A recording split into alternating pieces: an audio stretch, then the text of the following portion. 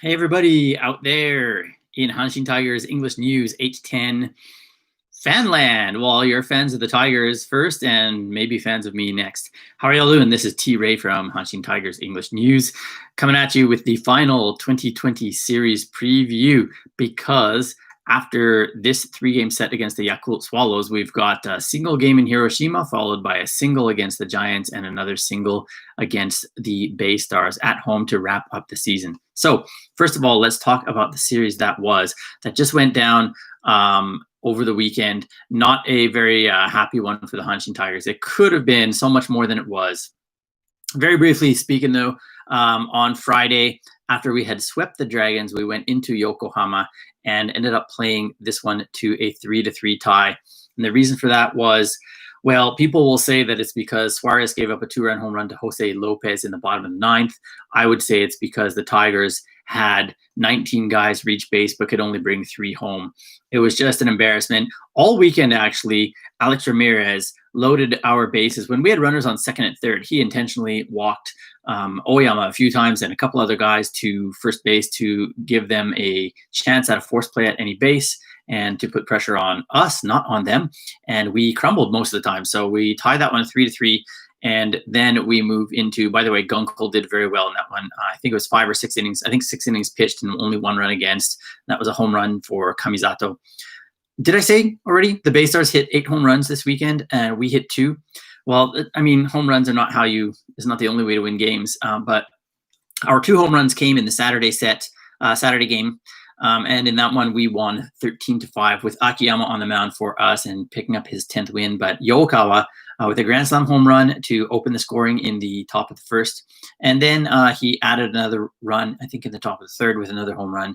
And we piled on some extras in the 4th and 5th innings, gave us a nice 13-1 lead, ended up being a 13-5 win. Of course, they added a couple of home runs, and that included a Yamato home run in the 9th inning, bottom of the 9th, as supposed to be the last batter of the game.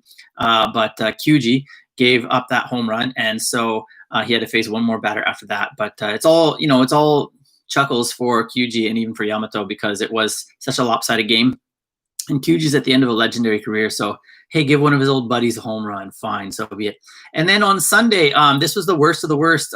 We actually ended up losing this one 6-5 in a walk-off.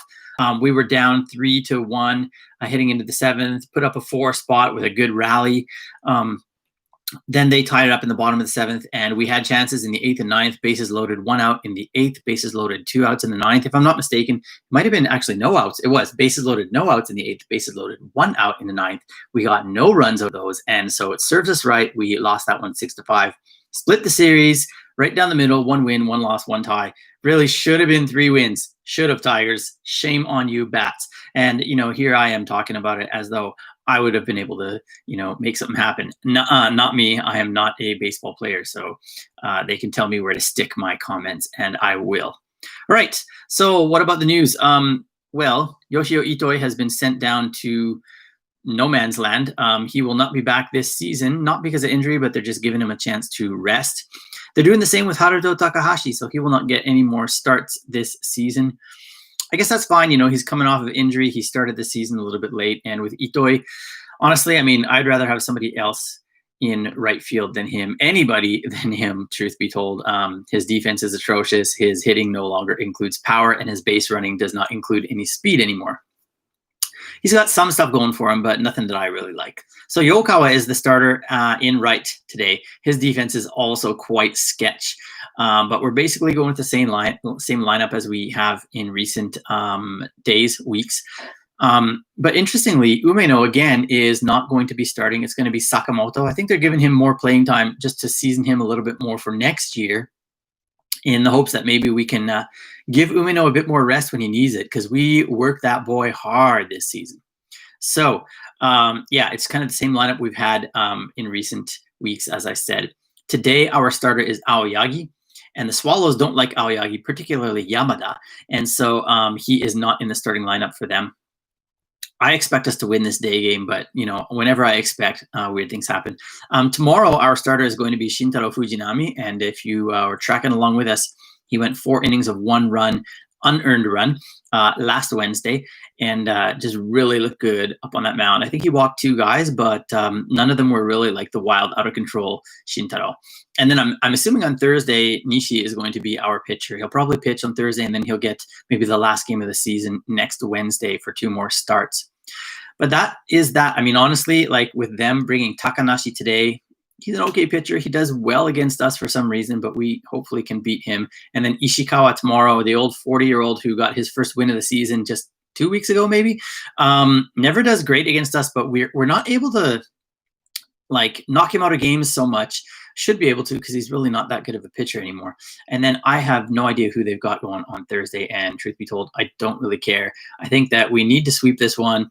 The season series right now is 11 wins for us, 9 wins for them, and 1 tie. So 1 win out of these 3 gives us the season series. But against a team as bad as the Swallows, we should do better than just quote unquote win the series, right? We should be able to spank them for 3 and make this a 14-9-1 season series, which would make it better than our series mark against the Dragons. The other 3 teams, we still got a game each left, so there's no way to tell how the season series goes, but we won we beat the Carp, and we beat the Bay Stars overall, and of course we got slaughtered by the Giants. It's now 8-15 there.